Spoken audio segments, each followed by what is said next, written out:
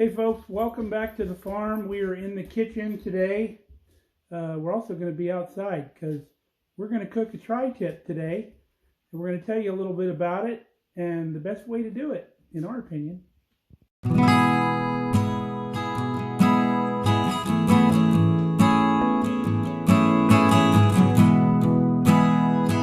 So let's talk about a tri-tip beef roast. You can now find them in pork sometimes.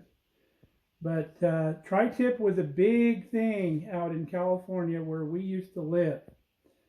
Everybody was barbecuing tri-tip. It was the latest and greatest fad out there, 10 years ago or so. And it originated in a place called Santa Maria, California. It's kind of southern valley of California, and they're known for their Santa Maria red oak and their barbecue down there. And they do a Santa Maria style barbecue using that red oak. And as of late, some people are even using the red oak bark for the smoke. Now up where I lived, we always used almond wood, or almond wood as we called it. And that's a flavor that we really enjoyed. But it originated, like I said, down in Santa Maria, California.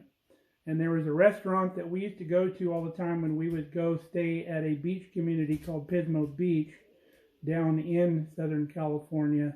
The place called Jocko's. And it was in Nipomo, which is just north of Santa Maria. And the barbecue there was fantastic. They had a big window in the restaurant where you could look out on the big barbecue grill. And it was amazing. We've since found a better restaurant in California that we started going to after that, which is west of Santa Maria on the coast in a little town called Casmalia, tiny little one-horse town. And they have a restaurant there called the Hitching Post. And we really enjoyed their barbecue much better. And they have their grill indoors where you can actually sit. There's a table right next to the grill and you can sit and watch them grill all your stuff. One of their specialties is a grilled artichoke that's just amazing. So if you're ever in Southern California, or not all the way in Southern California, it's in the Southern Valley of California, make sure you go see one of those two restaurants. It's kind of a wait to get in sometimes, but it's well worth the wait. So let's talk about tri-tip now. Now the tri-tip comes from the bottom sirloin of a cow, and if you don't know where that's it, we'll insert a photo right now. Now if you're in the Midwest or the eastern part of the U.S., a lot of people aren't going to know what a tri-tip is. They may have heard about it or something, but you've seen it more and more on some of the food networks. They're starting to showcase a little bit more. But it's not something that you're just going to go to a store out here and buy, because a lot of stores don't carry it. I actually went through my cousin's restaurant. She was able to get me a case of tri-tip, and we brought it home and broke it down, and we took and individually froze them. This is what it looks like after we have individually frozen them in our freezer bags. You know I'm going to peel tri-tip, huh? Don't you? Yeah, you just know it. So when I buy the tri-tip in the case, you can get them, they're called peeled, or you can get them called trimmed.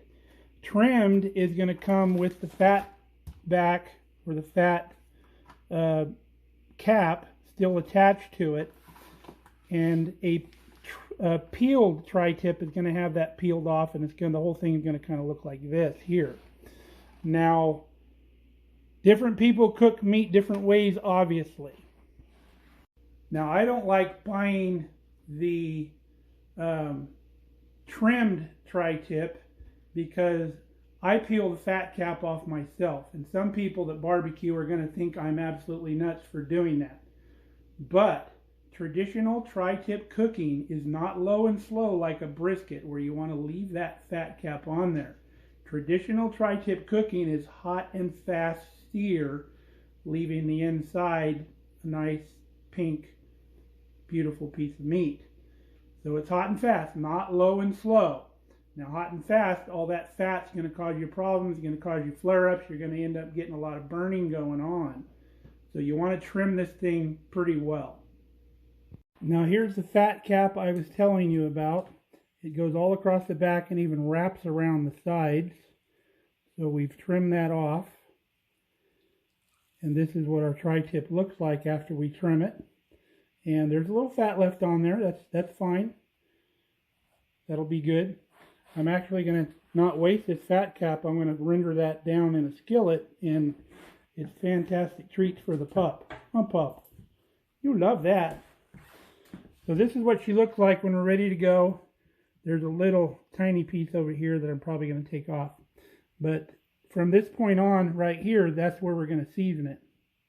So if you can imagine just buying the unpeeled tri-tip, you're probably paying for almost equal the weight in the tri-tip roast itself in fat. And that's why when you buy them pre-peeled, they cost a little bit more, but you're not paying for all of this fat right here. Now, traditional seasonings for the tri-tip are a salt-forward seasoning. And this is one of my favorites. This is also from California, but you can get it online. It's called Pappy's Seasoning. It's really good. I use this for everything. Chicken, fish, pork. It's fantastic on everything. Don't buy the less salt version, which I think is a blue lid or something like that. Stay with the original red top version. They make a version for seafood and all kinds of others, but this is the go-to one right here. So that's what it's called. Let's see if they have a website on here or something. There it is right there. pappyschoice.com. But I just buy it on Amazon. Now, I'm not saying you've got to use this kind of seasoning. Different people, different places like different flavor profiles. So whatever your favorite seasoning is, use it. It's going to be fine. I like a salt-forward seasoning on this because it's a big hunk of meat, and salt is very important for meat flavor. And you're going to really generously season this cut of meat because it's really thick and it's going to cook really fast. And once you slice it, that seasoning is going to have to get all through the meat. Now, if you're going to sit it for very long, you don't want to put as much seasoning on it because it'll take on a lot of salt. We had some pre-seasoned tri-tip one time that we had pre-seasoned, like I said, and we didn't use it all, so we put it in the freezer, and then we would pull it out. It was so salty you couldn't eat it. It was almost like jerky. Now, another good reason to buy the pre-peeled tri-tips is we were no strangers to cooking 300 pounds of this stuff at a time for the big barbecues that we used to do. We used to do a lot of catering out there. So you can imagine sitting there peeling all of 300 pounds worth of tri-tip. Takes quite a long time, and it's already enough work if you're doing that kind of catering. You want to take a little bit of work out of it. So I'm going to get this seasoned up, and I'll show you what it looks like once it's seasoned. So I always use a pan when I'm seasoning meat, especially if you're doing large quantities of meat. You're going to end up wasting a lot of seasoning if you don't use a pan, because now that you're in a pan, you can take your meat and move it all around in the pan and pick up that seasoning that didn't stick to the meat the first time, and you can do all the edges all the way around. And you can see we have generously seasoned this meat. It's almost everything that'll stick to it. You just want to keep on going, keep on going. So I'm actually probably going to get a little more out of the jar and put a little more on here. You can see this side's pretty good. So that's what you're looking for. Now when you throw your next piece of meat in here, you can sop up all this extra seasoning on there, and you're not wasting a bunch of it because this stuff's not cheap. So I'm going to finish seasoning up, and then we're going to go start the grill. All right, a little windy out here today in Nebraska. So we've got our Masterbuilt Gravity 800 fired up, and we've got it set on 450 degrees. We want it nice and hot. I'm going to go in and get out of this wind while we wait for this thing to heat up. Like I said, traditionally the tri-tips were cooked over, it was an open pit barbecue. I don't even want to call it a pit. It's just an open fire barbecue with a grate over it. And nice hot fire. The grate would probably be about 1 foot to 1.5 feet above the fire, and they would just make sure that they were turning the meat and getting a good sear on the outside and not burning it. Sometimes I've even seen the grate, up 2 feet above the fire, depending on how hot your fire is. But a nice, good, hot fire with that good Santa Maria red oak. You can only get that red oak from the Santa Maria area out there. It's just like Texas uses mesquite because that's what they get in their area, and other places use hickory because they have those trees. We used almond wood because that's the hardwood that we had in our area. And I begged the barbecue pellet manufacturers for years to make almond pellets, and they just wouldn't make them because that flavor is so good. I've even seen people on the Food Network, like I said, starting to use almond wood because it imparts a really distinct, beautiful flavor to meat. And I have since, I think one of the manufacturers started making almond wood pellets, and I'll look them up and try to figure out who those are, and I'll let you know who they are before the end of the video. So if you can get your hands on some of those almond wood pellets, you're really in for a good experience. So we're waiting for the barbecue to heat up. I'm cooking Brandys Treats down, and while this thing cooks, I got a remote sensor, and I'll be able to be in the house and do this while I can still watch the temperature of this meat. Now, I've been barbecuing all my life. Started real young we lived on a farm, and my dad actually got beef with his job. That was part of his benefit, was beef from the cows that we had there on the farm, and we got all the milk we could drink as well. That was another benefit, and even a house to live in. That was part of the job back then. So I've been barbecuing a long time, and then we started into like the catering barbecue stuff when I worked for the sheriff's department. Me and my buddy Steve, we would cater events for the sheriff's department because it would cost so much to cater those events. And I told the sheriff one day, I said, why don't you just let me do it, and it'll cost, you don't have to pay, all the per plate charges and all that. We'll just do it. So we started catering some of the local club events and stuff, award ceremonies and retiree functions and stuff like that. And that ballooned into this gigantic program where we were barbecuing a lot before I retired. I got really burnt out on it because we were barbecuing for literally everybody. My buddy Doug also got involved. He was another coworker of ours. And he started cooking beans for us because you can imagine when those events get so big where you're cooking 300 pounds of TriTip, you can't do everything. So Doug would have a couple big pots of beans going on, 2 big 100-quart pots using my bean recipe, and then we would cook the TriTip and everything else. And the menu was always the same. If I ever tried to deviate from the menu and change something, people would lose their minds. And if we didn't make the beans, they would lose their minds. The sheriff would take home big jugs of beans after every event because he just absolutely loved them. But it was always TriTip, chicken, beans, salad, and bread. Every single barbecue, and people just loved it.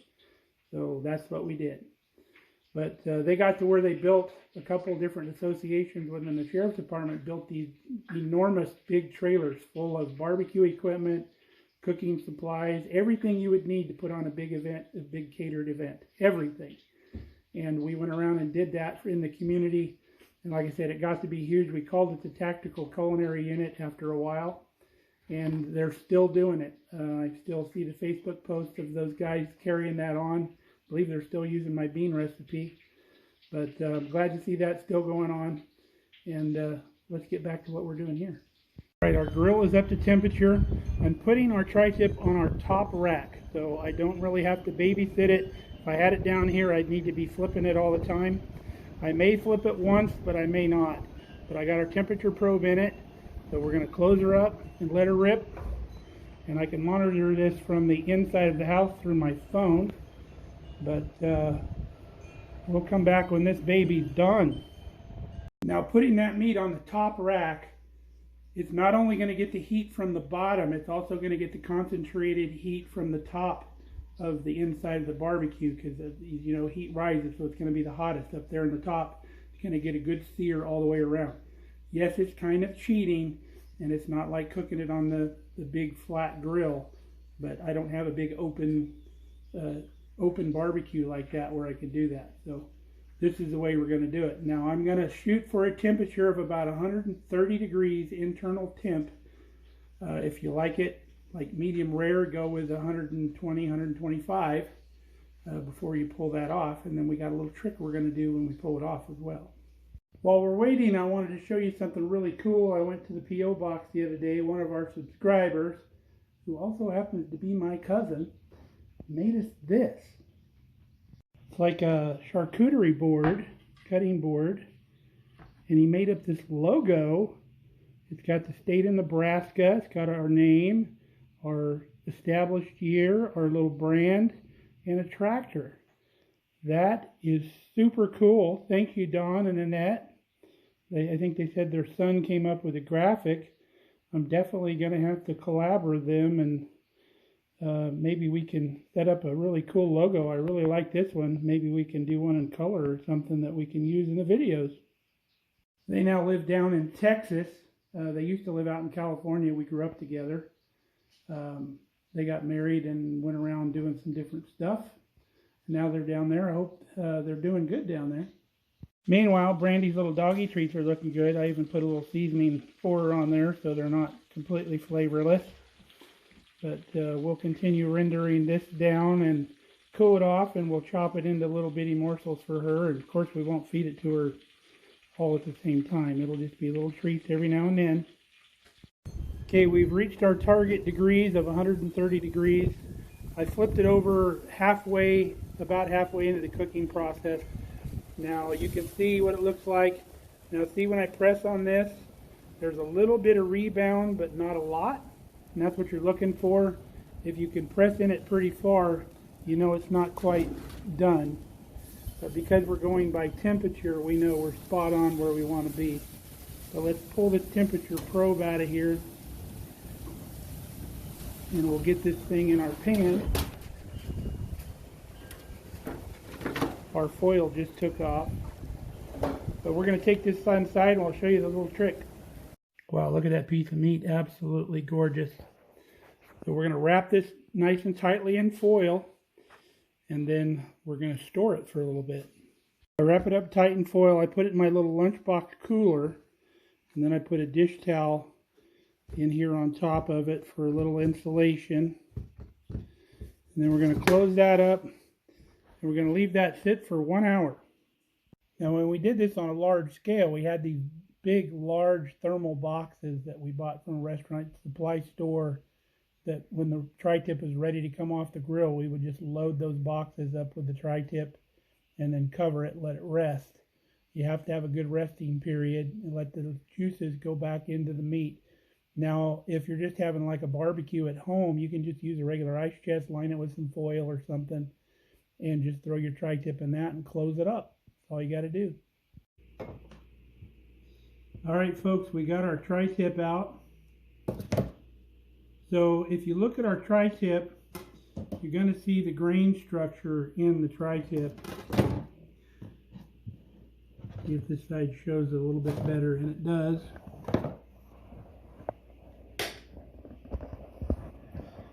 So you can see the grain structure running this way, and in the tri-tip it'll actually run two ways because you've got two different muscle groups going on here.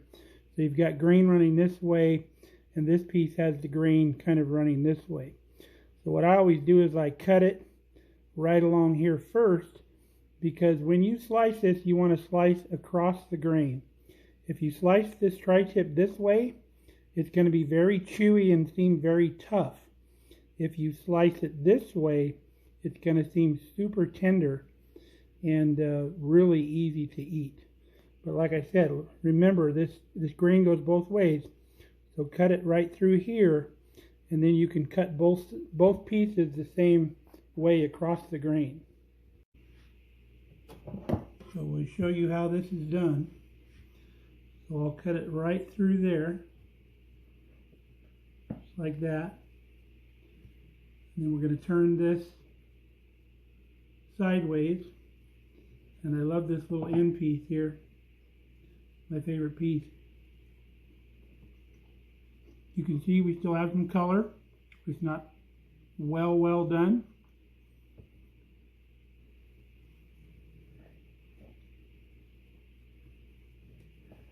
beautiful.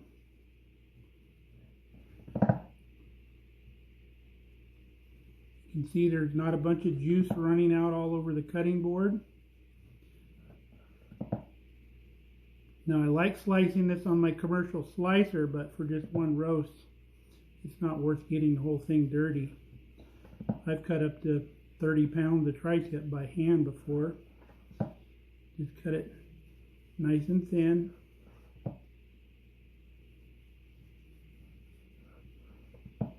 And you want to see when you cut it, that's the kind of, see the cross grain like this, and then you can just pull that right apart like that. If you were to cut it the other direction, you'd never even pull it apart. It'd be super tough.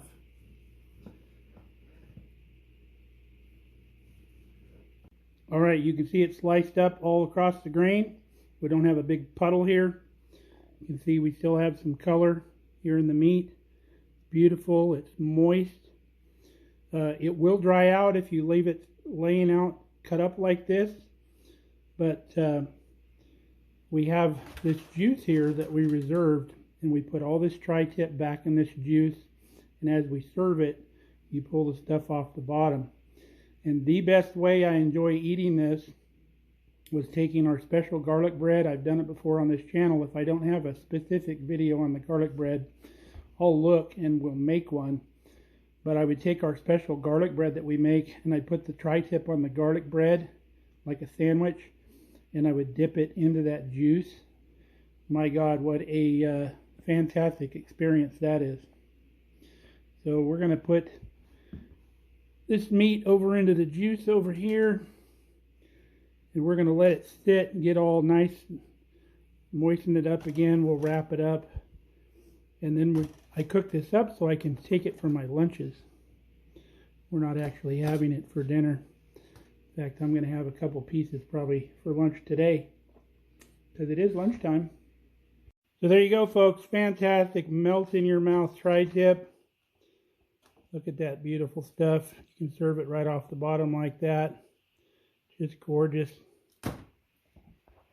Now, if you like your meat less cooked, like I do, I like a medium rare piece of meat. Pull your meat off earlier, say at like 120 degrees, because that'll come out more like a prime rib when you're done with that. But we had to cook it like this to appease the masses. We had a little bit of medium in the middle, and then the people that liked it more well done, we'd give them the outer cuts, stuff like that. Yeah, Brandy's Treats all done. What dog wouldn't enjoy that? All right, folks, that's how you do it. I hope you've enjoyed our little journey to tri-tip land. It used to be a throwaway piece of meat like flank steak or skirt steak or any of those other really expensive steaks now that people have discovered them. But you'll really like it if you've never tried tri-tip. And even if you can't get it in your area in the store, butchers know what tri-tip is, and they can cut you one if you've taken a beef into the butcher or anything like that. You can get a tri-tip. So until next time, stay safe, stay healthy. We love you guys. Got any comments or questions? Feel free to shoot them. See you next time. Love you guys.